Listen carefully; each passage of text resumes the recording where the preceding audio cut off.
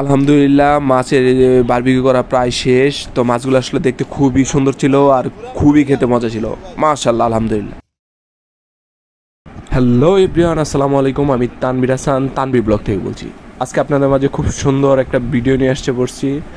তো আজকে অনেক দিন পর আমরা সবাই মিলে একসাথে বারবিকিউ করার জন্য এই যে সবাই ছাদে উঠে গেছি। তো এই যে যেই বাবা সেই কাজ। তো এই যে আমরা কয়লা তৈরি করতেছি, অন্যদিকে এই যে মাছ কেটে সুন্দর করে মশলা দিয়ে মাখিয়ে রেখে দিয়েছিলাম 2-3 ঘন্টা আগেই, যাতে করে মাছের ভিতরে যাতে ভালো করে মশলাগুলো যায়। তো আজকে আমরা রূপচাঁদা এবং কি বড় বড় রুই মাছের আজকে বারবিকিউ হবে। তো আমরা সবাই একসাথে একত্রিত হয়েছি এই ব্যাপারটা নিয়ে।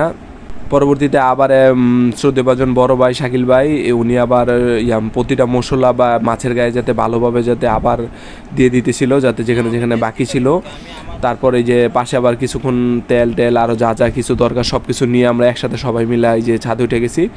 তো মাছ তৈরির পাশাপাশি অন্য সাইড দিয়ে আগুনও ধরাই দিছি, যাতে করে খুব দ্রুতই কয়লাটা তৈরি হয়ে যায়। তো আমরা আসলে ওদিনকে খুবই মজা করতেছিলাম। তো একে একে করে আসলে সব দায়িত্ব রান্নাবার আসলে শাকিল ভাইয়ের কাঁধেই পড়ে, কারণ শাকিল ভাই আসলে খুব সুন্দর করে এইসব দায়িত্ব নিয়ে খুব দায়িত্ব সহকারে বন্টন করতে পারে। আর মাছগুলো যেহেতু অনেকক্ষণ আগে কিনে এই মশলাগুলো মাখানো হয়েছে, তো মশলাগুলোও দেখলাম মোটামুটি মাছের ভিতরে খুব সুন্দরভাবে পরিপূর্ণভাবে ভিতরে গেছে। তো এই যে কয়লা মোটামুটি আমাদের করা শেষ। তো কয়লার উপরে একটা নেট দিয়ে এই যে মাছের প্রথম বড় মাছগুলো যেগুলো ছিল ওইগুলো আমরা এই যে একটা বারবিকিউ স্টারের মাধ্যমে দিয়ে দেই। তো এই যে আমার শ্রদ্ধেভাজন ভাই উনি এই দায়িত্বটা নিছে। তো আসলে ছাদে অনেক বাতাস থাকার কারণে আসলে বারবার ধোয়া হইতেছিল। তো আসলে যে এই কাছে যাইতেছিল তার হাতে মুখে প্রচণ্ড পরিমাণে ধোয়া এবং কি গরম হাওয়া লাগতেছিল। তো আসলে অনেক কষ্ট হয়ে যাইতেছিল। আর মাছগুলো আসলে অনেক সাইজে অনেক বড় বড় ছিল, যাতে করে আসলে খেতেও খুব মজা ছিল। আর দেখতেছেন আসলে কত বড় বড় সাইজের এক একটা মাছ।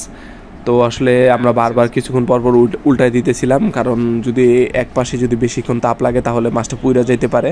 তো মাছগুলো উল্টানোর পাশাপাশি আবার উপর দিয়ে তেল এবং কি এক ধরনের মশলা ছিল, তো ওই মশলাটা বারবার দিয়ে দিতেছিলাম, যাতে পোড়া যাতে গন্ধটা না আসে, তো মাছটা যাতে ভালোভাবে যাতে ফ্রাই হয়। তো এই যে ওই মাছটা মোটামুটি করার পাশাপাশি এই যে আরও বাকি রূপচাঁদা মাছগুলো আমরা রেডি করতেছিলাম। তো এই যে রূপচাঁদা মাছও মোটামুটি আমরা একের পর এক দিয়ে দিতেছিলাম। তো দেওয়ার পরে সবাই খুব অধীর আগ্রহে অপেক্ষা করতেছিল যে কখন হবে আর সবাই মিলে একসাথে খাবো।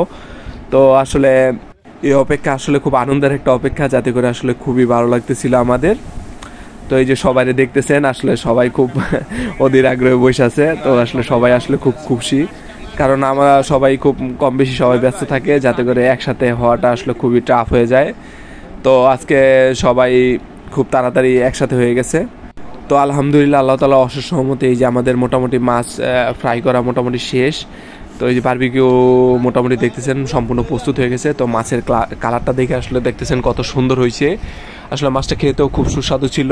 তো লবণাক্ত মাছ যেহেতু, তো হালকা পাতলা একটু লবণও লাগছিল, কিন্তু আলহামদুলিল্লাহ খুবই ভালো হয়েছিল, খুবই খেতে খুবই সুস্বাদু ছিল, যা আসলে বলে ভাষায় প্রকাশ করার মতো না।